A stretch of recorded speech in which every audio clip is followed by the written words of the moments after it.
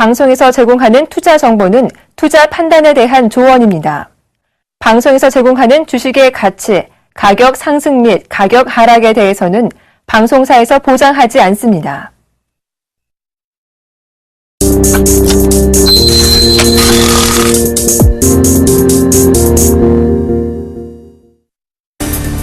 이주열 신임 한국은행 총재가 오늘 오전 취임사를 통해 통화정책을 일관성 있고 예측 가능하게 운용할 것이라고 밝혔습니다.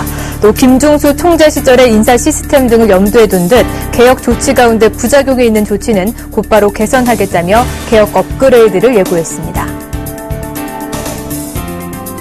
보육료와 유치원비 지원에 따른 기저효과가 사라지면서 3월 소비자 물가 상승폭이 비교적 큰 폭으로 확대됐습니다. 오늘 통계청이 발표한 3월 소비자 물가 동향에 따르면 지난달 소비자 물가는 작년 같은 달보다 1.3% 상승했습니다. 상승폭을 확대한 것은 지난해 11월 이후 4개월 만으로 절대적인 물가 상승률을 보면 지난해 8월 1.5% 이후 7개월 만에 가장 높습니다. 일본 정부가 오늘자로 단행한 소비세 인상으로 한국과 일본의 수출 경쟁이 더욱 치열해질 것이라는 분석이 나왔습니다. 산업연구원이 내놓은 보고서에 따르면 일본 정부가 이날 소비세를 기존 5%에서 8%로 인상함에 따라 내수가 크게 위축될 것으로 전망됐습니다. 최근 여론조사 결과를 보면 국민 50% 이상이 지출을 줄일 것이라 답했고 76.5%는 소비세 인상 이후 일본 경제에 불안감을 느끼는 것으로 나타났습니다. 개인 1억여 명의 정보를 유출했던 국민카드와 농협카드에서 17만 5천여 명의 고객 정보가 추가로 빠져나간 것으로 확인됐습니다. 국민카드의 경우 가맹점주 14만 명의 식별 정보가 추가로 유출됐으며 농협카드는 기존 정보 유출 고객 3만 5천 명의 피해 항목이 더 늘었습니다. 정보 유출 카드사의 1차 및 2차 유출 정보는 내일부터 해당 카드사 홈페이지를 통해 조회가 가능해집니다.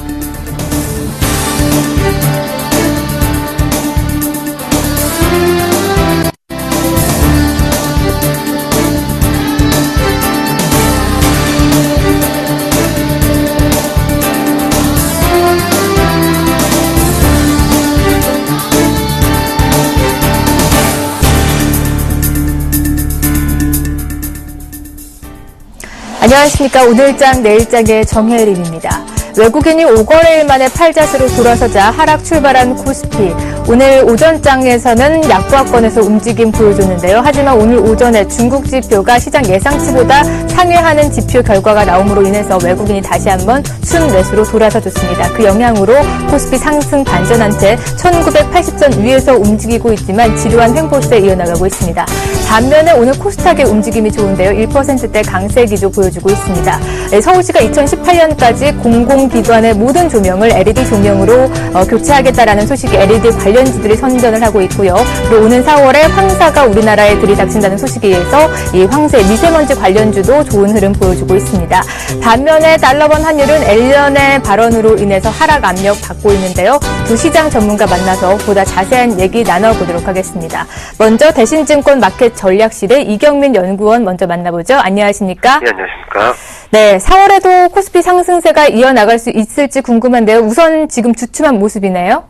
네, 일단 3월 말까지만 하더라도 3월 후반부터 좀 강한 상승세를 보이면서 코스피가 1980선까지 넘어섰습니다.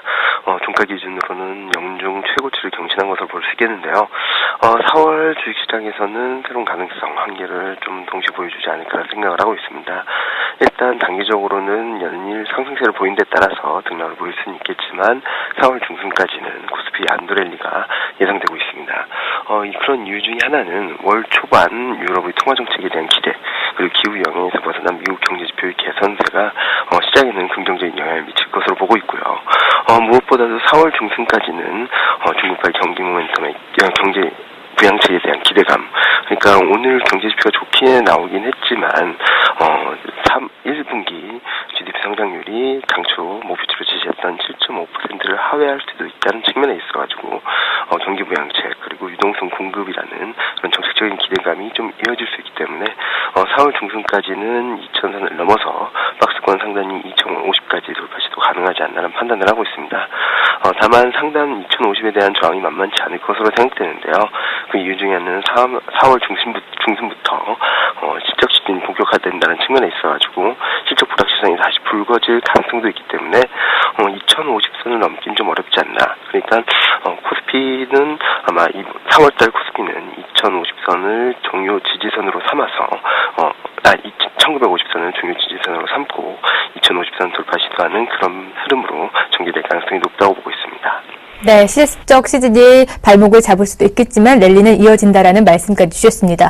오늘 장 보면요, 이 코스피는 1980선에서 주춤한 반면에 코스닥은 1%대 강세 기조 보여주고 있습니다. 마감 전략은 어떻게 세워볼까요? 네, 코스피는 1990, 2000선을 목전에 두고선 이틀 연속 좀 다소 주춤한 모습을 보이고 있는데요. 그렇다 하더라도 1980선을 계속적으로 지켜나가고 있다는 점에 주목하실 필요가 있겠습니다. 이런 부분들을 감안해 봤을 때 그동안 실적 대비 가격 메리트가 높은 조선, 철강, 은행 업종에 대한 관심을 꾸준히 이어나가실 필요가 있겠고요. 한편 코스닥 지수 같은 경우는 최근 좀 다소 주춤하는 듯 했지만 오늘 바로 반전을 이루면서 547포인트까지 올라선 상황입니다. 지난 3월 초, 3월 10일 이후 박스권 등락, 좁은 박스권이죠. 535포인트에서 550포인트 사이에서 박스권 등락을 이어가고 있는데 코스닥 지수 같은 경우는 550포인트를 넘어서는지 여부를 확인하시고 대응하실 필요가 있지 않나라는 생각을 하고 있습니다. 네, 코스닥은 550선이 저항선이다라는 말씀까지 정리해 주셨습니다. 오늘 말씀 고맙습니다. 감사합니다. 네, 이어서 이 시각 외환 동향도 함께 체크해 보도록 하겠습니다. KB 외환선물의 정경팔 팀장님과 함께합니다. 안녕하십니까? 네, 안녕하세요. 네, 달러원 환율 5거래일 연속 하락 압력 받고 있는데요. 현 환시장부터 체크해 주시죠. 네, 달러 환율이 5거래일째 하락세를 이어가고 있고요. 오늘 서울 위안시장은 어제 종가 대비 2원 20전이 하락한 1062원 50전에 개장했습니다. 개장 이후 개장가를 고점은 하락세를 이어가면서 장중 대부분의 시간 동안 1060원대 초반대에 머물렀고요. 점심시간 이후 시간부터 직전 시간까지 1060원 아래에서 주로 거래가 되었고요. 이 시간 현재는 1060원에 거래가 되고 있습니다. 오늘 환율이 하락 출발한 것은 지난밤 유로화의 강세와 옐런 의장의 비둘기파적인 발언 때문이었습니다. 이번 주 유럽 중앙은행의 통화정책회의에서 완화적인 정책을 취하지 않을 것이라는 전망이 강화되면서 유로화가 강세를 보인 점이 원화 강세에 영향을 주었고요. 옐런 의장이 미국 경제는 한동안 미 연준의 지원이 필요하다는 발언을 통해서 조기 금리 인상에 대한 우려를 진정시키려는 모습을 보인 점이 달러와 약세에 영향을 주면서 달러 원의 하락으로 이어졌습니다. 오늘 중국의 공식 PMI 지수가 전월 대비 상승한 50.3을 기록했는데요. 지표의 발표 직전까지 강세를 보이던 호주 달러가 발표 직후 하락하면서 원화의 추가 강세를 제한하는 모습을 보였습니다. 이것은 설사 지표가 붙지 않더라도 중국의 경기 부양책에 대한 기대감으로 강세를 보일 것으로 예상했던 시장 참여자들이 소문에 사고 뉴스에 파는 시장 속성에 따라서 움직인 것으로 보이고요. 이후 호주의 금리가 동결되면서 호주 달러가 0.9296달러까지 일시적이나마 급등한 점이 달러 원으로 하여금 1060원을 하향 돌파하는 데 영향을 주었습니다. 1058원 70전까지 하락한 후에 반등 중이고요. 시간 현재는 1060원에 거래가 되고 있습니다. 네. 장중에 말씀하신 것처럼 58원까지 하락하기도 했는데요. 추가 이탈 가능성도 있을까요? 네, 달러 환율이 1050원대 후반대까지 하락했다는 것은 기존의 상승분에 대해서 대부분 차익을 실현했다는 얘기가 되겠고요. 지난 1월 말 이후의 거래 범위에서 가장 바닥에 해당하는 수준이기 때문에 추가 하락의 여지보다는 반등의 여지가 더 클 것으로 보고 있습니다. 원화와 상관성이 높은 호주 달러의 경우 중국 제조업 지표 호주와 호주 중앙은행의 금리 동결 재료를 모두 소화하고 하락 조정 중이기 때문에 달러 원이 추가 하락하는 데는 부담이 되는 재료라고 하겠고요.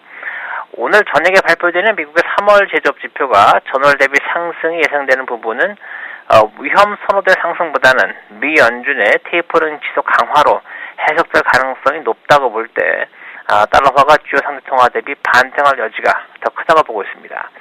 달러는 이 시간 이후 일본의 소비세 인상의 반응을 주시하면서 1060원을 전후한 거래를 이어가겠고요. 반등 재료에 좀 더 민감하게 반응할 것으로 보고 있습니다. 현재 달러원 환율이 1060원대에서 등락을 거듭하고 있는데 추가 하락보다는 반등의 여지가 높다라는 말씀까지 해주셨습니다. 오늘 말씀 고맙습니다. 네, 감사합니다.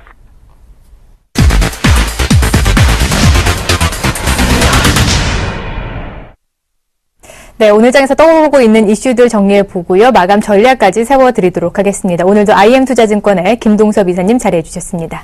안녕하십니까? 네, 안녕하세요.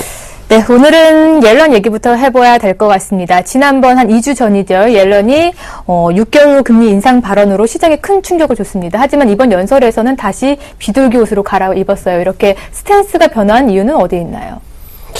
일단 어저께 제가 아마 두 번 실수는 안 할 거다라는 네. 얘기를 했었는데 사실 스탠스가 바뀐 것은 아닌 것 같습니다. 지난번 성명서 내용하고 지금 내용을 보면 그 당시에도 역시 고용의 불안과 인플레이션 상황에 따라서 금리 인상의 가능성에 대한 얘기를 했는데 사실 기자간담회에서 이 테이퍼링이 끝난 후 6개월 후에 금리 인상 가능성을 그 기자 질문에 대답하면서 이게 문제가 됐던 거거든요. 그러다 보니까 연준 의원들이 전부 나와가지고 벌떼처럼 나와서 전부 다 이거에 대해서 네. 안개를 치는 모습이 나왔는데 결국 이제 시카고 연설에서 이 옐런이 발언을 한 것은 시기적으로 특정한 날을 정할 수는 없다라는 거죠. 정할 수는 없고 기존에 얘기한 것처럼 금리 인상이 되려면 완전 고용이라든가 에반스로 해당되는 인플레이션이 어느 정도 갖춰줘야만 가능하다라고 하면서 결국 원론적으로 돌아간 겁니다. 그러면서 얘기한 것은 뭐냐면 시장이 굉장히 경기가 많이 회복된 건 사실이지만 시장이 원한 만큼 되지 않았다는 것을 강조하는 모습이었죠. 그러니까 어떻게 보면 연막치기를 한 거죠. 시점으로 그 당시에는 그 테이퍼링 6개월이라는 거의 명시적으로 얘기를 했었는데 지금은 이제 그것도 아니다라는 얘기를 하는 거죠. 그러면 진짜 이걸 보면서 우리가 느낄 수 있는 거 정말 자네트 옐런을 믿어야 되는가 이런 생각이 듭니다. 왜냐하면 어저께 미국장이 자네트 옐런 때문에 올라갔다고 보면 좀 어렵다라고 판단하기 때문에 이 부분에 대해서만큼 아마 오늘 밤 미국 시장에서 상당한 얘기가 있지 않겠나라는 생각을 해야 될 것 같습니다. 네, 과연 이 초저금리 기조를 유지한다고 했는데 믿어도 될지가 의문입니다. 연준의 생각은 어떨까요? 제가 볼 때 연준의 생각은 자네트 옐런이 벌써 발언한 게 맞을 것 같다고 생각합니다. 그리고 오히려 지금은 너무 시장에 클리어하게 다 가르쳐줘 버렸기 때문에 연준이 할 수 있는 부분이 제약되어 있다는 것을 아마 연준 의원들이나 옐런이 느낀 것 같습니다. 그래서 이 부분을 다시 안개 속으로 집어넣기 위한 네. 전략적인 행보를 보이는 것이라고 보여주고 있고요. 저는 자네트 옐런이 그 당시 실수로 얘기한 것이 맞을 수 있다고 생각합니다. 제가 가끔 얘기하는 것 중에 하나가 뭐냐면 취중진담이라는 말이 있듯이 오해를 하는 속에서 사실은 그 오해가 진실인 경우가 굉장히 많거든요. 그렇다면 그가 그렇게 얘기했다는 것을 우리가 시장에서 오해만 할 수 있는 부분은 전혀 아니다. 어쩌면은 그게 현실일지 모른다는 생각을 하고 시장 대응에 대한 시나리오를 짜고 가는 것이 맞지 않겠느냐. 그다음에 결국 테이퍼링이 끝나는 시점 기준으로 해서 6개월 정도 전후가 시장이 주가가 피크를 칠 수 있는 그런 자리가 아닐까라는 생각을 해봐야 될 것 같습니다. 다시 한번 시장이 연준의 이런 기대감으로 시장이 움직일 수 있게 뭉뚱그려서 이번에 발언을 한 것 같은데 그중에서 경제에 대한 이번에는 특별한 지원을 하겠다라는 발언을 했습니다. 어떤 좀 지원책들이 나올까요? 저 사실 거기에 대해 고민을 굉장히 많이 하고 있습니다. 도대체 해줄 수 있는 게 뭘까? 통화정책으로 할 수 있는 것은 결국 돈을 유동성을 풀어주는 것 외에는 없거든요. 네. 유동성을 풀어줘서 가게라든가 기업이 대출을 받을 수 있게 해준다든가 또 기업이 투자를 유도할 수 있게 한다든가 이런 식인데 문제는 기업을 투자를 하기 위해서는 그 연준이 할 게 아니라 미 정부에서 규제를 풀어준다든가 그래야 되는 거거든요. 그럼 결국 연준이 할 수 있는 것은 유동성 공급 정도밖에 나오지 않는다. 유동성 공급을 할 수 있는 거는 추가적 양적 완화는 거의 안 할 확률이 높죠. 그냥 기존에 있는 어떤 돈을 이용할 확률이 굉장히 높지 않겠나. 기존의 돈을 이용하기 위해서 결국 22에서 나오는 것처럼 이 연준의 예치금으로 있는 돈, 이것을 마이너스 금리를 낮춰서 시장으로 풀어주는 작업을 하지 않겠느냐라는 생각을 한번 해봐야 될 것 같고요. 그거 외에는 사실 연준이 추가적으로 지원해 줄 수 있는 것은 이제 제약됐다는 거죠. 왜냐하면 금리는 제로 금리죠. 그 다음에 양적 완화를 통해서 유동성 엄청 공급했던 것을 추가로 공급하는 게 아니라 이제 연말쯤 되면 추가 공급은 없는 상황으로 가버리기 때문에 그렇다면 충분한 어떤 그 시장에 공급해 줄 수 있는 것이 도대체 뭘까라고 본다면 매우 제약된 상황에 있지 않느냐라는 부분을 생각해야 될 것 같고요. 물론 뭐 지지율 인하 가능성도 있는 부분이 있지만 미국은 지지율 인하를 해서 재미를 보지 못했습니다. 연준이. 그렇기 때문에 사실 금리 인하를 해야 되는데 금리는 더 이상 할 수 없다면 예금금리 만을 통해서 기존에 있는 유동성 이것을 이제 시장에 다시 재공급해주는 그런 전략적인 어떤 행보를 하지 않겠느냐라는 생각을 해봐야 될 것 같습니다. 네. 그럼 또 마지막으로 궁금해지는 것이 바로 금리 인상 시기입니다. 다시 한번 안개 속으로 묻힌 건가요? 언제쯤 내다보시는 건가요? 연준이 원하는 것은 안개 속에 묻히기를 바라는 네. 거죠. 연준이 바라는 건 안개 속에 묻히기를 바라는 거고 결정은 나 있는 것 같습니다. 테이퍼링 후 6개월이 맞을 거라는 생각을 저는 하고 있고요. 저도 이제 연준에서 계속해서 이렇게 안개 속에서 시장을 계속 이끌어주길 바라고 있으면서 마음속 깊은 곳에서는 테이퍼링 끝나고 6개월 안에는 정리를 해야 되겠구나 이 생각을 사실 하고 있고요. 제가 볼 때는 일단 기본적으로 진실을 숨기려는 모습이 보이고 있지만 그 진실은 드러났기 때문에 네. 그 안에서의 움직임을 가져가는 게 좋지 않을까라는 생각이 들고 있습니다. 네. 옐런이 지난번 발언했던 대로 금리 인상 시기는 앞당겨질 것이다. 과연 그게 숨겨질 수 있을지 좀 더 지켜봐야 될 것 같습니다. 중국 지표 얘기해 보도록 하겠습니다. 오늘 중국 PMI 지표가 발표가 됐는데 시장 예상치보다 상회를 했습니다. 항상 중국 당국에서 발표하는 지표들은 좀 좋게 나오고 있는 것 같은데요. HSBC는 시장 예상치를 하회하지 않았습니까? 어느 쪽 말이 좀 더 맞는 건가요? 글로벌 투자가들은 HSBC를 거의 100% 믿을 확률이 높고요. 중국 통계청에서 나온 것은 잘 믿질 않습니다. 근데 통계청에서 지난번 50.2가 났다 이번에 50.3이 났거든요. 참 재미난 것은요. 네. 중국 그 통계청에서 나온 PMI 지수는 50m로 가는 걸 못 봤습니다. 그니까요. 그 지금 이게 바닥이라는 얘기죠. 바닥이라는 건데 이걸 보고 우리가 이제 생각해야 될 것은 이제 그 몇 가지 생각할 수 있죠. HSBC를 본다면 이제 경기 부양에 대한 기대감을 가져가야 될 거고요. 그렇지 않다면은 중국 통계청을 보고 약간 그 경기 부양이 늦어질 수도 있다는 생각을 해볼 수 있는 부분이 있죠. 그렇죠. 우리가 생각해야 될 것은 뭐냐면 개선은 됐지만 그 개선폭이 크지 않았다라는 거죠. 역시 바닥권에 있는 지표의 모습으로 우리 해석을 한다면 향후 경기 부양에 대한 기대감이 상당히 좀 커질 수 있지 않을까라는 생각을 해야 될 것 같고요. 우리가 봐야 될 것은 중국 본토보다는 오히려 HSBC 정도를 보면서 시장 접근하는 것이 더 현명한 대응 전략일 것이다 라는 생각은 좀 들고 있습니다. 그래도 중국 쪽에서 발표한 지표가 개선이 됐기 때문에 경기 부양이 좀 더 어려워지는 건 아닌지 또 걱정이 앞서거든요. 그 부분이 아마 시장에서는 상당히 관전 포인트가 될 것 같습니다. 왜냐하면 이번에 조금 더 내려와서 50을 살짝 붕괴해 주기를 시장에서는 많이 바라냈던 것 같은데 그렇지 못한 상황이죠. 그러니까 참 재미나게도 이게 발표가 난 다음에 중국장은 또 올라가고 있습니다. 네. 그렇다면 이게 우리가 이런 해석을 할 수 있죠. 50.3으로 개선된 건 사실이지만 이것이 실제로 믿기 어렵다라는 쪽으로 가는 것이 아니냐. 왜냐하면 이달 중순인가요? 중순쯤에 그 GDP가 발표되는데 네. 이게 지금 7% 밑으로 갈 수도 있다라는 얘기를 하거든요. 7을 전후해서 플러스 마이너스 0.2 정도 전후해서 아마 이 GDP가 나올 것이다라는 생각을 많이 하고 있는 것 같습니다. 그런 부분을 본다 그러면 사실 PMI 지수보다는 이 GDP를 보면서 시장을 대응을 하는 것이 아니냐. 그러니까 경기 부양이 PMI 지수도 대폭 개선된 것이 아닌 상황이기 때문에 이런 모습을 보면 GDP가 크게 개선되기는 좀 어렵지 않느냐라는 식으로 시장이 다가가는 것으로 보이고 있고 그것이 중국의 경기 부양 기대감을 키워주면서 주가를 끌어올리고 있는 상황이 아닌가 이렇게 보여지고 있고요. 네. 오늘 뭐 그냥 이런 뉴스는 보셨는지 모르겠지만 사실 시진핑하고 리커창이 개혁을 위해서 부정부패를 많이 잡고 있는데 후진타하고 장택민이 이걸 가지고 더 이상을 하지 말아라 이러냐면서 개혁을 약간 태클을 거는 그런 상황이 나오고 있거든요. 장쩌민과 후진타오가 이런 얘기를 한다는 얘기는 이 시진핑과 리커창이 이제는 그 개혁을 하더라도 개혁의 속도가 굉장히 늦어질 수밖에 없기 때문에 늦어진다면 결국 경기부양 쪽으로 손을 바꾸고 선회해야 되는 그런 상황이 생기지 않을까라는 생각을 해봐야 될 것 같습니다. 네. 또 최근에 중국 쪽에서 환율 변동폭을 확대를 했는데 이 확대 시행으로 인해서 좀 지표 개선에 조금이라도 좀 도움이 된 걸로 봐도 좋은지요?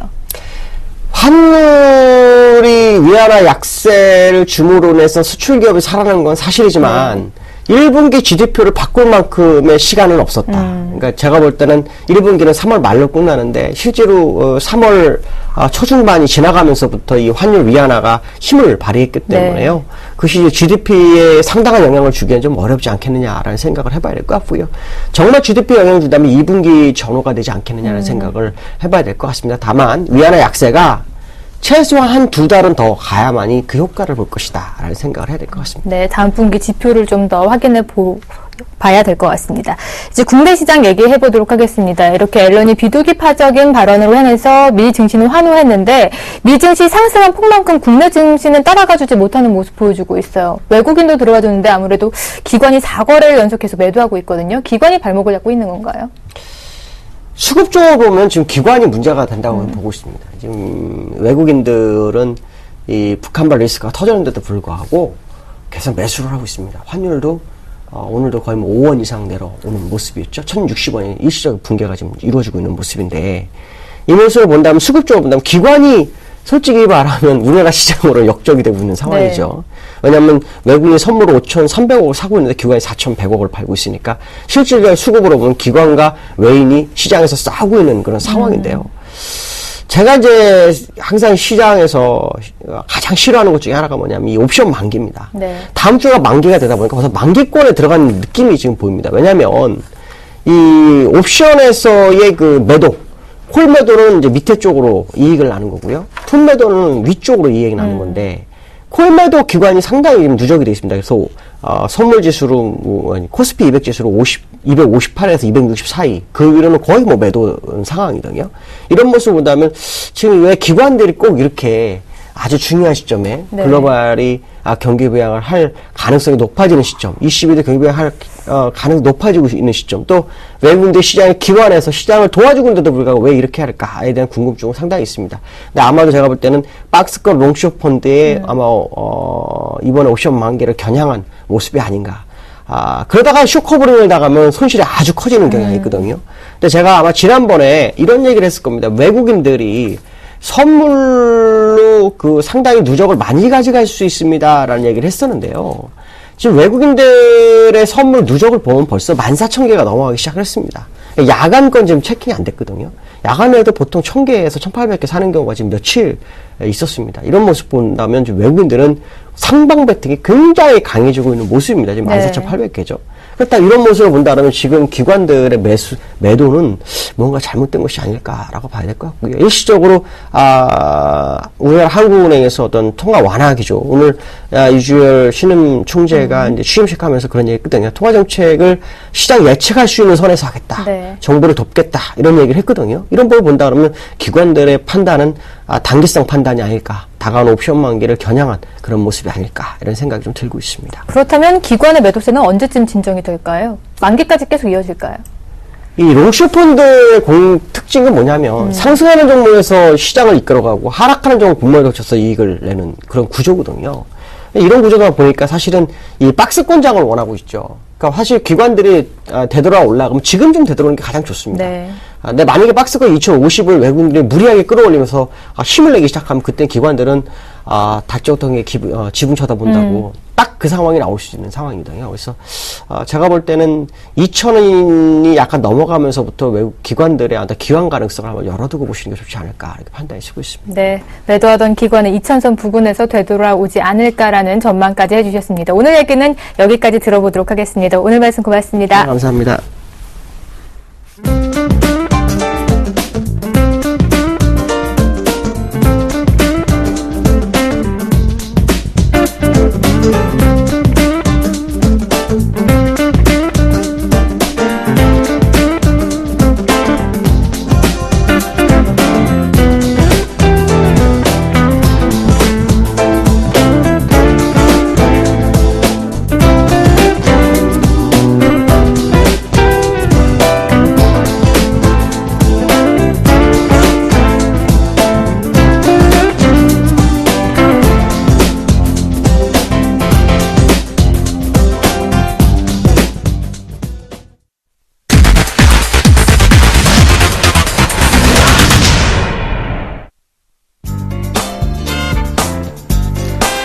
안녕하십니까, 나무노 멘토입니다.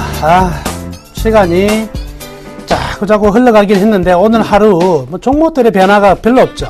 특징주 찍어내기가 정말 힘든 날이었습니다. 그냥 전부 다 치고 나가는 놈도 없고 특별히 밀리는 놈도 없고 그만하게 나른한 봄날. 근데 봄도 아닌 것 같아요. 지금 서울 같은 경우에는요, 바로 이제 여름이 온 게 아닐까. 제가 봄에 지지난주까지만 하더라도요, 낮에 정말 이렇게 졸렸는데, 졸음이 싹 가셨습니다. 바로 여름이 오는 거 아닌가. 제가 바라는 여름은요, 우리 날씨의 여름이 아니죠. 우리 시장의 뜨거운 여름, 그죠? 이걸 바라고 있는데, 여튼요, 뜨거운 바람은 계속 불어오고 있다. 앞으로도 불 것이다. 이렇게 말씀해 드리겠습니다. 근데 오늘 기관들이 좀 많이 팔죠? 기관들이 뭘로 받겠다고 지금 롱숏 펀드 때문에 그래요. 롱숏 펀드. 롱숏 펀드는요, 그 안에 업종 안에서 다 갖춰놓게 꼼짝을 못하게 만들어야 되거든요. 그것 때문에 지금 나타나는 현상이다. 그렇지만 외국인들이 지금 선물 사는 거 보세요. 그냥 뭐예요? 이 시장은 내가 땡긴다. 나만 따라라. 이거거든요. 진짜 따라가도 괜찮아요. 오늘만큼은 우리 코쟁이들 좀 따라가 보자. 단기적으로는 이렇게 보셔도 되겠습니다. 자, 오늘 특징주는요, 뭘 가져왔냐면 LG화학 가져왔습니다. 참, 이 대단한 종목이면은 틀림이 없는데, 제가 특징주 시간에 과거에 이제 우리 이슈 Y 하면서, 특징주 Y 하면서 LG화학을 한번 다뤘나 보니까 한 번도 안 다뤘더라고요. 딱 지금 같은 타이밍이 다룰 수 있는 타이밍이다. 그리고 여기에 대해서는 분명히 좀 우리가 관심 가져야 될 몇 가지 포인트들이 분명히 존재한다. 이렇게 말씀해 드릴게요. 2차전지 이야기만 나오면 항상 우리 삼성 SDI만 거론이 되었었는데, 사실은 또 LG화학이 메인이라는 것도 우리는 분명히 알고 있어야 된다. 자, 오늘 일단 강세가 나타나고 있습니다. 그죠?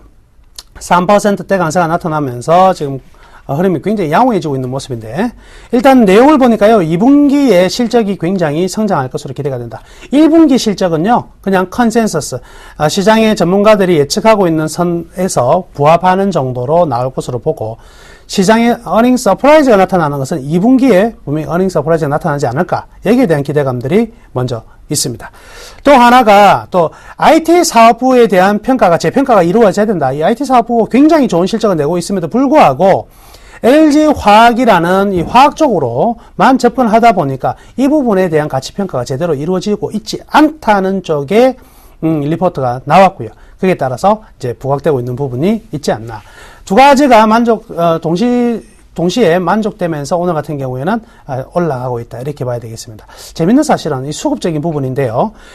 외국인들 같은 경우는 작년 하반기부터 계속 매도를 했고요. 기관 같은 경우는 올해 들어서부터 계속 매도했습니다. 근데 이 매도가요, 3월 들어서는 매도 규모가 급격히 많이 줄었거든요. 더 이상 매도할 만한 가격이 아니다라고 생각을 하는 거죠. 그러다가 오늘 같은 경우에는요, 양측 모두, 외국인과 기관 모두 매수세로 전환이 되고 있는 흐름입니다. 자, 이 흐름이 과연 어느 정도 이어질지는 모르겠지만은, 일단은 하나의 터닝 포인트, 수급적인 터닝 포인트가 오늘 좀 나타날 수도 있다. 이렇게 봐야 되겠네요. 관찰 포인트 역시 몇 가지가 좀 있겠는데요. 첫 번째는 이 화학 사업부 있죠. 이쪽 라인은 다른 일반 우리 석유화학이나 이 화학 업체들 보면 전반적으로 영업 이익률이요, 마이너스 한 2, 3%에서 플러스 한 15%까지 기업들이 이렇게 포진해 있습니다. 그런데 이 LG화학의 이 화학 사업부 같은 경우에는요, 한 6에서 10, 한 7%까지 거의 해마다 이 영업 이익을 만들어내고 있는 부서거든요. 즉, 어떤 의미가 있냐면, 화학 경기가 굉장히 안 좋아지면 다른 업체들은 수익 구조가 굉장히 안 좋아지는 구조를 가지지만, LG화학 같은 경우에는 구조가 안 좋아지더라도 6% 정도는 방어가 되는 굉장히 안정적인 이 안정성을, 하방의 경직성을 확보를 했다. 이렇게 봐야 되겠습니다. 그래서 화학 부분은 LG화학은 리스크가 없는 사업이면은 분명하다. 이 부분을 우리가 꼭 알고 넘어가야 될 것 같고요. 최근에 이제 좀 실적이 좀 떨어지게 된 게 바로 이 두 가지인데, 부타디엔하고 MEG의 스프레드가 뭐냐면 원자재를 구입해서 완성품으로 만들어서 파는 데까지의 이 가격 차이거든요. 이 가격 차이가 굉장히 두 개가 부타디엔 같은 경우 축소가 되었어요. 이 부타디엔 매출이 분명히 일반 우리 NCC 업체 같은 경우 굉장히 많은데, LG화학에서는 그렇게 큰 부분이 아닙니다. 그렇기 때문에 이익폭이 줄어든다 하더라도 전체 화학 사업부 전체를 본다면 이 다운스트림 쪽이 워낙에 좋기 때문에 우려가 할 부분은 전혀 없다. 이렇게 봐야 되겠네요.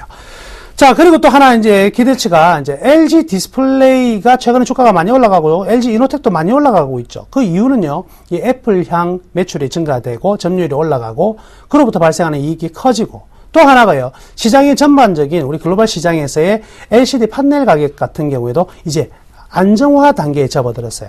그러니까 이걸 이제 만들어낼 수 있는 단계다. 그러면 이 판넬에 들어가는 소재 누가 만드느냐? LG화학이 만드는 거죠. 그래서 이 편광판 사업부의 LG 디스플레이 향 편광판 사업부 쪽의 수익이 올해는 작년하고는 다르게 굉장히 개선될 소지가 있는 부분이 분명히 존재한다. 이렇게 엮어가야 되겠네요. 그래서 화학 부분 그대로 안정성 있는 부분이고요. 그 다음에 지금 말씀해드렸다시피 이 평광판 부분도 분명히 우리가 올 한 해 제일 관심 있게 체크를 해야 된다. 나머지 2차 전지 같은 경우에는요, 전혀 문제 없는 흐름들은 올해도 더 기대치는 커질 사항이다. 이렇게 봐야 되겠죠. 올해 전망 볼까요? 일단 종합적으로 설명해드리면 1분기 매출은 5.7조 정도 나오겠습니다. 5.7조 정도 예상되고 영업이익은 한 3,800억 정도 전망이 됩니다. 그리고요, 2차 전지에서도 여러 가지 2차 전지가 있는데 이 자동차에 들어가는 2차 전지에 대한 기대치보다는 사실은요, 기본적으로 많이 팔리고 있는 것은 이 원형 전지입니다. 원형 전지 자체에 대한 지금 가동률이 어느 정도냐면 90%에 육박하고 있어요. 제조업 평균 가동률이 한 86에서 87% 정도면 상당히 우수하다 이렇게 얘기를 하는데, 원형 전지 쪽에서 90% 난다는 것은 수익이 안 나는 상태에서 돌리는 것이 아니라 지금 원형 전지 쪽에서 수익이 발생하는 부분에서 어떻게 해요? 증가되고 있다는 거죠. 그렇기 때문에 수익성 부분에서는 역시 굉장히 개선된다. 가격까지도 수요가 늘어나기 때문에 가격도 올라갈 수밖에 없는 환경일 것이고요. 따라서 지금 LG화학은 1분기에 터닝 포인트, 2분기에는 어닝 서프라이즈 이런 개념이라기보다는 그 이전에 어떤 상황이 있냐면 주가가 미리 너무 과도하게 떨어진 부분까지 매칭이 되기 때문에 이거는요, 저평가도 엄청난 저평가인 사항이다. 이렇게 봐야 될 게 맞는 것 같습니다. 자, 그리고요, 중국 진출했습니다. 이게 평광판 사업부 공장이 중국에 진출해서 1공장 드디어 완공이 되어서 생산을 시작했고요. 이제 2공장까지 완공이 되면 중국의 이 디스플레이 엄청난 수요들, 이거 감당 안 되거든요. 그렇다고 본다면 이 새로운 성장 동력을 또 하나에 가지고 있다. 이렇게 봐야 되겠습니다. 그래서 LG화학이 어느 정도 매출의 정체가 좀 나타났던 부분이 있었는데요. 자, 그림 한번 보시면은요. 지금 매출액과 영업이익 순위 그래프입니다. 실적 그래프인데 여기에 보시면 빨간색이 매출액인데요. 매출액이 어떻습니까? 매출액이 정체가 되면서 결국 이 선으로 만들어져 있는 초록색과 노란색으로 보이는 이 이익이 급격히 떨어졌죠. 즉 LG화학의 이 기업의 특성은 뭐냐면 매출액이 증가되는 속도보다 이익의 증가 속도가 훨씬 빨라요. 이런 거를 뭐라고 얘기했냐면 재무 레버리지, 결합 레버리지, 이렇게 영업 레버리지 이렇게 얘기를 하는데요. 레버리지 효과라 그러는데 이 결합 레버리지가 굉장히 큰 기업엔 어떤 특징이 있냐면 매출액이 증가되면 매출액보다 이익의 속도가 굉장히 빨리 올라가요. 그때는 주가가 어떻게 해요? 폭등을 합니다. 대신에 이런 결합 레버리지가 높은 기업들은 매출액이 정체를 보이면 이익의 감소 속도도 굉장히 빨라지거든요. 그러니까 LG화학의 가장 큰 문제는 이익이 떨어지는 게 포커스가 있는 게 아니라 바로 매출이 올라가지 못했던 게 가장 큰 문제점이다 이거죠. 그러니까 LG화학을 여러분들이 1분기 실적 발표할 때 어떤 것을 봐야 되냐면 이 기업이 아까 3,800억 이익을 내느냐가 문제가 아니고 5조 7천억 정도의 매출을 올릴 거라고 생각했는데 이게 5조 8천억 깜짝 놀라게 매출액만 6조가 나와버리면 이러면 게임이 완전히 달라진다는 거죠. 자, 어떤 기업은 때에 따라서 이익을 봐야 되는 기업이 있고 어떤 기업은 매출을 봐야 되는 기업이 있는데 여러분께 하나 가르쳐 드렸습니다. LG화학은 뭐 보고 하는 기업이다? 매출액을 보고 하는 거다. 요거 하나 꼭 기억을 해 두시면 되겠네요. 그래서 중국의 공장의 1공장, 2공장 결국 어디에 기여하는 부분이냐면 매출에 기여할 부분이고 이 매출액은 바로 2014년 올해 잡혀 나간다. 이렇게 보시면 되겠습니다. 결론적으로 말씀해 드려야 되겠죠. 이 주식 사까 말까. 보셔야 되겠죠? 뭘 보셔야 됩니까? 밸류밴드 한번 볼까요? 지금 밴드의 방향이요. 이미 지난달부터 우상향으로 바뀌었죠, 방향이. 우상향으로 바뀌었습니다. 이제 LG화학은요, 가는 라인이다. 우상향으로 바뀌었다면 이제 저 가운데 두 밴드 사이를 오가게 될 것입니다. 오가게 된다는 것은요, 이제 계속적인 주가의 상승으로 터닝될 수 있는 자리다. 이렇게 봐야 될 것입니다. 따라서 안정적인 실적 성장과 저평가를 내세워서 본격적으로 행진이 가능하다. 굉장히 빠른 속도로 나오지는 않더라도 기본적으로 안정적인 주가의 흐름들은 충분히 나올 수 있으니까 지금 현 시간 LG화학을 가지고 계신 분들은 강력히 보유하시라고 말씀해 드리겠고요. 26만원 이하 가격이라면 지금 가격이 뭐 26만원에서 크게 벗어난 게 아니죠. 2천원밖에 벗어나지 않았는데 지금이라도 사실은요. 내일 모레가 되었던 26만원 이하 가격이라면 LG화학 중장기적 관점으로 매수하는 것을 적극적으로 제가 권해드리도록 할게요. LG화학 지금 상반기에는 지금 가격에 매수해서 손해볼 가능성은 거의 없다. 이렇게 제가 평가되도록 하겠습니다. 자, 오늘 하루도요. 예, 고생 많으셨고요. 일단 내일 또 좋은 여러분들의 수익률을 기대하면서 방송 마치도록 하겠습니다. 감사합니다. 내일 뵙겠습니다.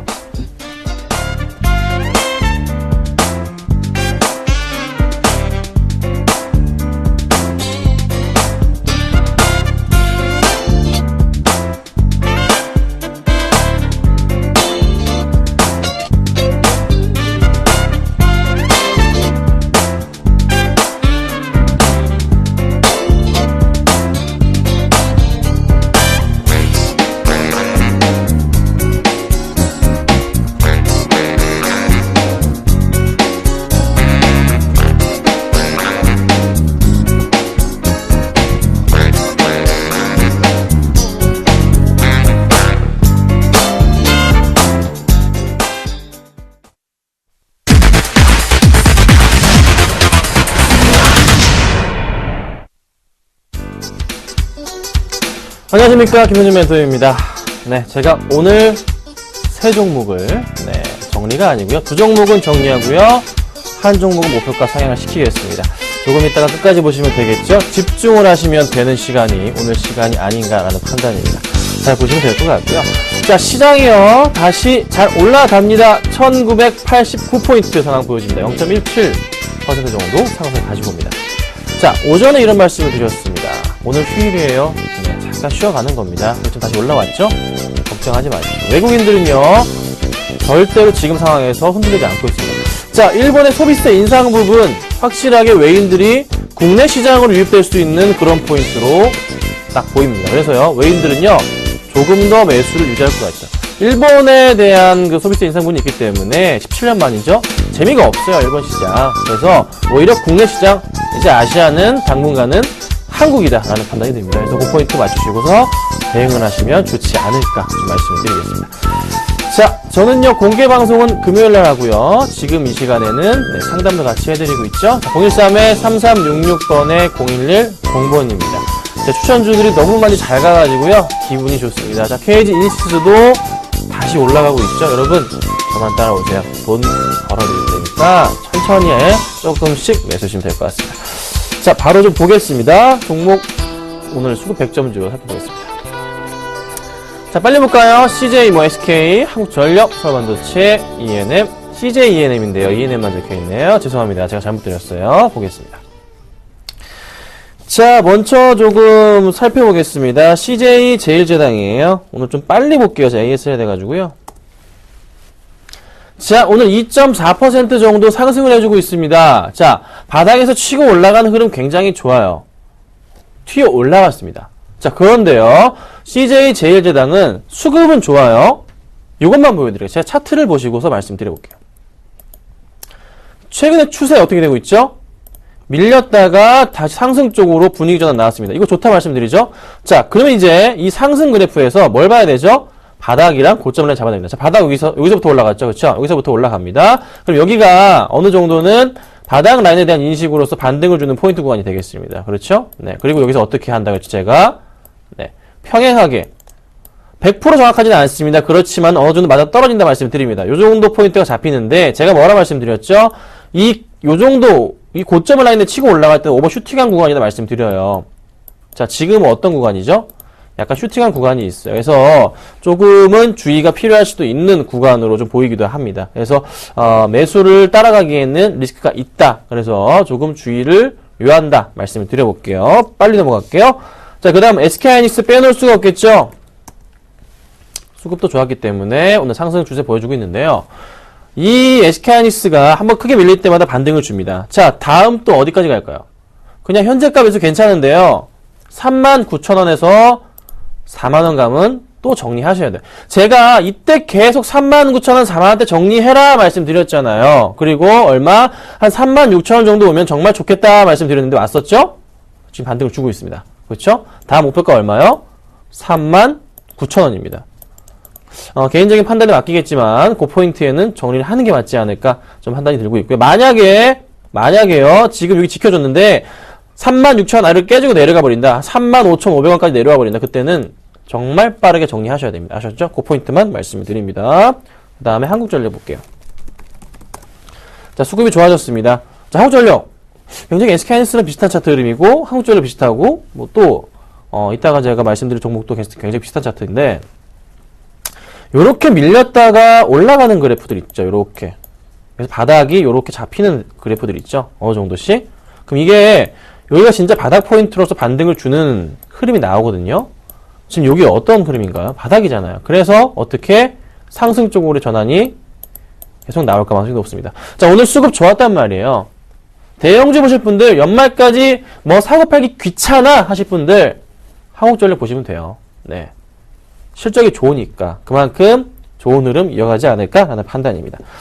자, 오늘 오전에 추천드렸던 종목입니다. 서울 반도체입니다. 자, 오전에 추천드렸어요. 몇 시에 추천드렸죠? 방송이 한 10시 50분쯤에 나가죠? 그때 종목이 뾰록 나갑니다. 그쵸? 요때 나갔어요. 분봉 좀 볼게요. 자, 요때 나갔습니다. 그쵸? 여기에요. 요 포인트 요때 매수 사인 드렸고요. 잠깐 조정받은 다음에 쭉 올라갑니다. 그래서 아마 그때 매수하신 분들은 한 2% 가까이 조금 수익이 나오고 계시지 않을까라는 판단이 드는데요. 자, 일봉으로 갑니다. 많이 밀렸습니다. 제가 서울반도체 오전에 추천드렸던 이유가 뭘까요? 많이 밀렸습니다.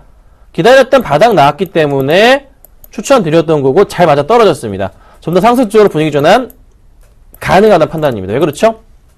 오늘 수급 보세요. 이게 주수인데요. 서울반도체 외국인들이 12만 7천 주 매수, 기관들이 한 2만 주 가까이 매수하고 있습니다. 좀 더 많은 물량을 매수 가능하다는 판단이기 때문에 상승 쪽으로 베팅을 하고자 합니다. 그래서요, 매수 가능하다는 판단이고요. 조정시마다 매수, 좋은 구간이 아닌가라는 판단이에요. 제가 누누이 말씀드렸던 가격이 왔잖아요. 4만 6천 원 깨지면 정말 좋겠다.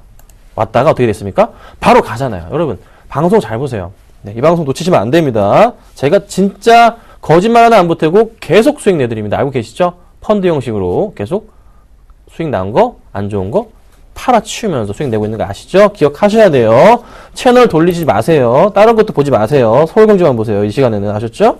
자, 그리고 CJ ENM입니다. 자, 다시 한번 치고 올라갑니다. 고민이 되실 거예요. 정리하신 분들도 있는 거 알아요. 다시 살까? 고민이 될 겁니다. 그렇지만 이게 지금 가는 이유가 텐센트 건인데 약간 조금 또 하는 이유가 뭐죠? 프로야구 때문에 그래요. 게임주들이 가는데 프로야구 때문에 상승 쪽으로 추세전환 나올 가능성은 높지만 이미 좀 상당히 많이 올랐어요. 그쵸? 잘 보세요. 어떤 그림이죠? 원래 이 그림이에요. 이 그림. 이거 원래 요 그림이라고요. 요 그림이라고요. 원래 지금 제가 선을 긋고 있는 이게 정상 궤도입니다. 궤도예요. 정상 궤도예요. 이거 뭐죠? 이게 이때 뭐였죠? 여러분 기억하세요? 뭐죠? 실적이 먼저 샜다. 애널리스트들 막 경고받고 그랬죠? 그쵸? 그때였다고요. 그래서 제자리로 돌아온 거예요. 그러면 지금 이 포인트에서 이 바닥이잖아요. 바닥이고 여기가 뭐죠? 고점, 슈팅. 여기 어디? 고점. 자, 얼마까지 내려올 가능성이 있나요? 여기까지 내려올 가능성이 있어요. 42,000원 정도까지. 굳이 따라갈 필요 있나요? 없단 말이에요, 여러분. 그쵸? 딱 보이죠? 그냥 차트 보이잖아요. 해답이 나왔잖아요. 이때는 너무 심했던 구간이었던 게 이제 와서 보니까 또 보입니다. 자, 그러면 조금 조심해야 되겠다라는 생각이 들죠? 굳이 따라가시면 안 될 것 같아서 제가 가지고 나와봤습니다. 자, 오늘 제가 AS를 좀 해드릴 건데요. 013-3366번에 0110번입니다. PD님 한 번만 더 띄워주세요. 자, 아래 번호로 문자 주시면요. 제가 도와드리도록 하겠습니다. 아셨죠? 자, 오늘요, 제가 두 종목을 정리하고요, 한 종목을 목표가 상향시킨다 말씀드렸죠? 첫 번째 정리하는 종목은 하림입니다. 자, 하림을 정리할 겁니다. 하림이요, 오늘 1.2% 정도 지금 밀리고 있습니다. 현재 수익률이 8% 넘어가요. 9% 가까이 되실 거예요, 아마. 지금 제가 6,120원 기준으로 계산했을 때, 매수가 대비해서 8.7% 됐거든요. 뭐 수수료 다 떼고 8% 이상 드신 거예요. 그쵸? 넉넉 잡고서 매도 처리하도록 하겠습니다. 오늘 뭐 마이너스 난 거랑 같이 처리 안 합니까? 안 합니다. 괜찮기 때문에 가져가고요. 좀 더 지켜보고요. 할인 프로야구 이슈 보고 제가 추천드렸던 건데 잘 먹었죠? 수익 축하드린다 말씀 좀 드려보도록 할게요. 자, 그 다음 보겠습니다. 뭐 제가 팔 거냐면요. 원익 IPS 팔게요. IPS. 자, 원익 IPS도 수익이 지금 한 6%가량 나고 계실 겁니다. 현재가 기준으로요. 이 종목도 팔도록 하겠습니다. 그러면 두 개 합치면 벌써 수익이 몇 프로입니까? 한 15% 나죠? 자, 볼게요. 원희가입해서 추천드렸던 이유가 뭘까요? CJ ENM이랑 같은 그림인데요. 요렇게 잡았을 때, 원래 여기가 바닥 인식으로 해서 상승을 줬던 그런 흐름이 있는 건데, 너무 많이 밀렸다. 이럴 경우 어떻게 된다 말씀드렸죠? 보통은 제자리를 찾아간다. 여기서 제자리 이 라인까지 올라온다 말씀을 드렸습니다. 그래서 제가 목표가를 얼마? 9,000원 정도 잡았던 거예요. 그렇죠. 여러분 기억을 하실 거예요. 기억을 못 하시면 안 됩니다. 9,000원 정도 잡았던 겁니다. 그래서 이 바닥에서 상승 쪽으로의 분위기 전환. 제가 뭐 10,000원 정도까지도 봤습니다. 사실. 그렇지만 일단 수급적인 부분이 살짝 마음에 안 들기 때문에 정리를 하도록 하겠습니다. 자, 제가 항상 말씀드리는 거 있죠. 저는 목표가가 사실 없는 사람입니다. 목표가는요, 여러분, 이렇게 보세요. 종목을 잘 가져가다가 수익이 나고 있어요. 목표가가 뭐, 10,000원, 20,000원 잡아요. 그런데 이거는 방송상으로 잡는 거일 뿐이지, 사실 수급이 꼬여버리면요, 거기가 바로 목표가가 돼야 됩니다. 네.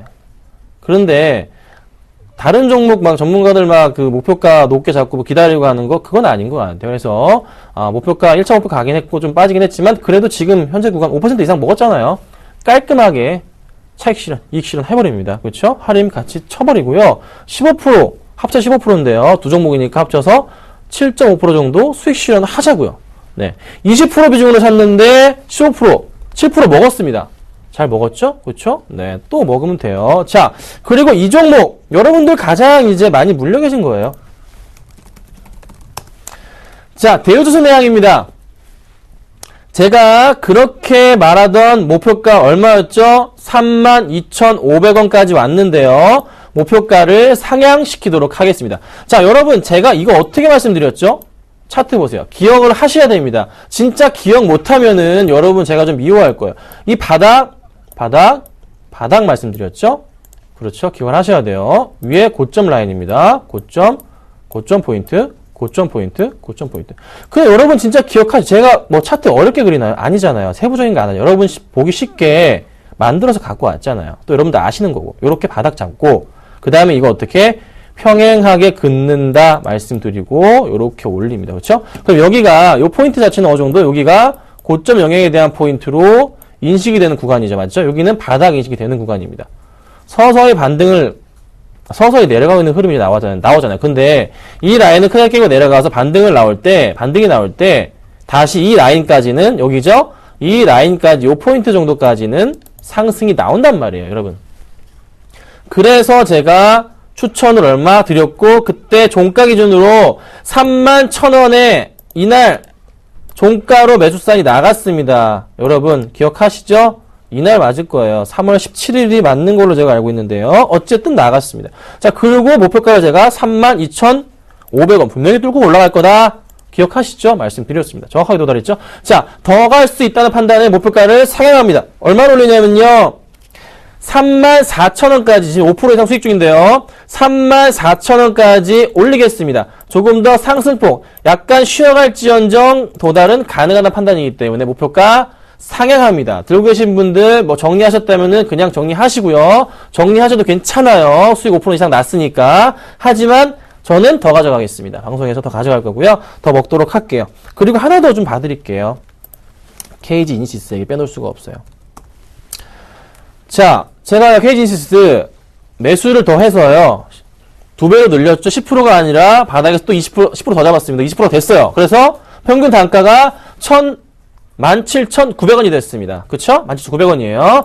자, 그래서 방송 정확하게 따라하신 분들은 그래요. 자, 그래서 거기서 어떻게 다시 상승을 주고 있습니다. 그쵸? 네. 단가가 여기에요. 여기입니다.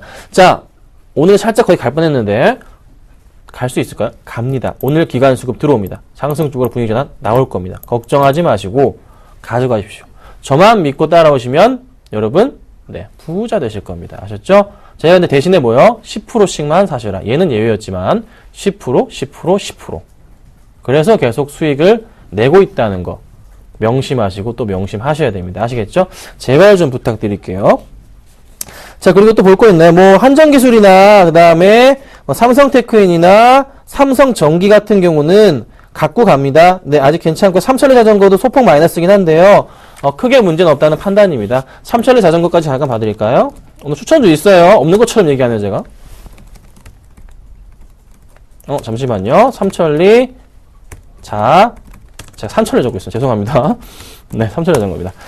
3천리 자전거도요, 지금 매수가가요, 18,250원인 거 알고 계시죠? 3천리가 아니고요, 여러분. 네, 18,250원인데요. 자, 어떤 그림이 생각나세요? 여기서, 요렇게 N자형 파동 나올 것 같아요. 그쵸?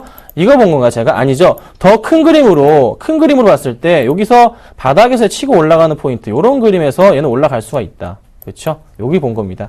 좀 더 갈 수 있는 포인트, 이 정도 갭은 나와줘요. 이거 올라가야죠. 그쵸? 걱정하지 마시고, 역시나 보유하도록 하겠습니다. 저 믿고 따라와 주시면 좋을 것 같아요. 자, 오늘 추천주를 제가 보내드리겠습니다. 가르쳐 드릴게요. 이거는 매수를 하려고 기다렸던 종목 중에 하나입니다. 오전에 나갔던 서울반도체 아니고요. SM입니다. SM 좀 늦은 거 아니냐 라는 판단이 들 수가 있는데요. 모멘텀을 보고서 추천을 드릴까 합니다. 자, 엑소 신규 앨범이 4월 15일 날 발표가 됩니다. 자, 이미 김수현 씨가, 우리 김수현, 배우 김수현 씨가 중국에서 대박을 터뜨렸습니다. 자리를 잡아놨어요. 확실하게. 엑소도 잡았지만 제대로 잡았어요. 자, 이제 K-POP 스타들 중국에서의 인기 얼마나 올라갈까요? 한번 레벨업이 됐습니다. 이제 매출도 같이 레벨업이 될 수밖에 없는 포인트가 나올 겁니다. 탈세 악재요? 이거는 이제 끝났어요. 걱정하지 마시고 보시면 되고, 꾸준한 수급, 추가적으로 들어올 가능성이 높지 않나 판단이 됩니다. 수급 체크해 볼게요. 잘 보세요. 자, 기관들이요, 탈세 의혹 때문에 매도를 이렇게 쳤습니다. 굉장히 많은 물량 매도가 나왔어요. 그렇죠? 근데 외국인들은 그래도 꾸준하게 매수가 들어옵니다. 자, 그런데 오늘 수급 볼게요. 자, 오늘 수급 보니까요, 기관들이 다시 재매수를 좀 해주는 분위기가 잡힙니다. 기타 법인적 물량도 굉장히 많이 잡히네요. 맨 끝에요. 여기 마우스 움직입니다. 굉장히 많이 잡히네요.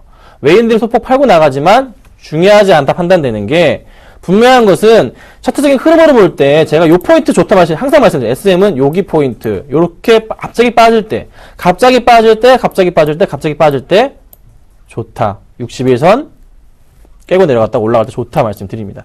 잠깐 늦을 수도 있겠지만 괜찮다고 판단이 돼요. 이렇게 올라간다면 어디까지 갈까요? 저는요, 이 정도 바닥 포인트에서 상승 쪽으로 분위기 전환 잡자면요, 이 정도 포인트는 가능하지 않을까 싶습니다. 굉장히 타이트하게 좀 잡았어요. 많이 올려 잡았는데, 이 정도 포인트, 여기 포인트라면 충분히 가능성이 있다. 그래서 한 51,000원 이상까지도 가능하다 판단이 돼요. 한번 슈팅할 경우에 52,000원까지는 보고 있습니다. 그래서 당연히 목표가 52,000원이겠죠? 자, 매수가를 좀 잡아드리자면요, 매수가는 48,500원에서 49,500원 사이로 매수를 제가 부탁드리도록 하고요. 너무 높게 잡지 마시고 분할 매수해 주세요. 자, 그리고 목표가는 52,000원 잡고요. 손절가도 노란색 라인으로 잡아드리겠습니다. 47,000원 라인을 깨고 내려갈 경우에는 빠르게 손절 처리하시면 되겠습니다. 아셨죠?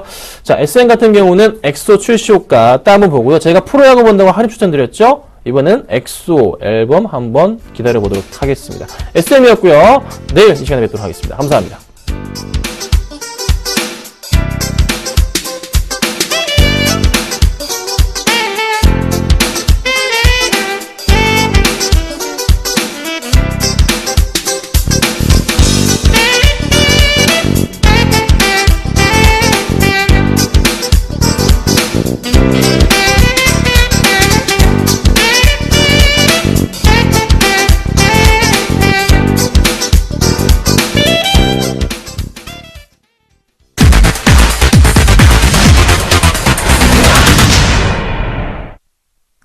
(1980선) 중반에서 횡보하던 코스피 외국인이 매수폭을 확대하자 다시 한번 힘을 내주는 모습, 1992포인트까지 현재 올라와준 모습입니다. 오늘 코스닥도 강세인데요, 양대 지수 모두 강보합권에서 마감 지을 것 같습니다. 오늘 장 내일장 오늘 준비한 소식은 여기까지입니다. 시청해주신 여러분 고맙습니다.